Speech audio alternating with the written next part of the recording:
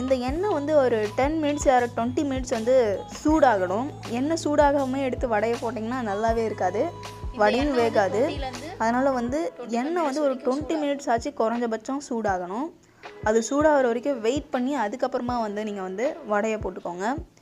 இப்போ வந்து நான் ஒரு 20 மினிட்ஸ் எனக்கு ஆகிடுச்சு.